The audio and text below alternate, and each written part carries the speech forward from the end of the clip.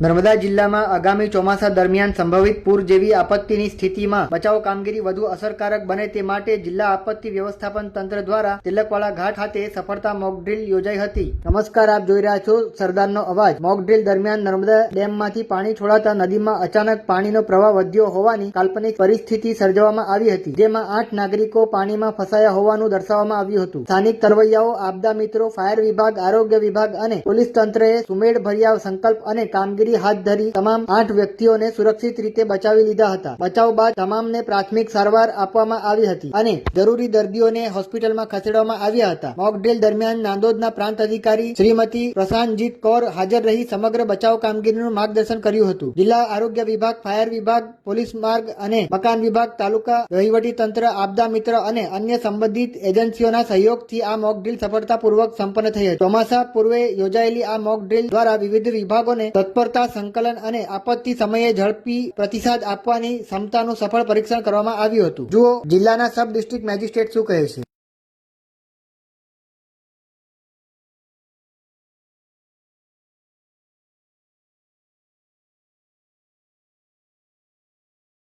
आज तिलकवाड़ा घाट पर एक मॉक ड्रिल कंडक्ट की गई है। ये जो मॉक ड्रिल है ये रिलेटेड टू मॉनसून सीजन से रिलेटेड थी। आगामी कुछ दिनों में मॉनसून शुरू होने वाला है और उसमें जैसे हम जानते हैं कि नर्मदा जिला में 2 मुख्य डैम है, तो अगर कभी ऐसा हो कि ऊंचे विस्तार पर, ऊपर वाले विस्तार में ज़्यादा बारिश हो जाए और नीचे जो फ्लड आ जाए तो उसमें क्या करना है, उस तरीके से एक मॉक ड्रिल कंडक्ट की गई थी, जिसमें सभी डिपार्टमेंट्स का अच्छे से सहयोग रहा और पर्टिकुलरली ग्रामजनों को भी बताया गया कि ऐसे इंसिडेंट्स में कैसे रिएक्ट करना होता है।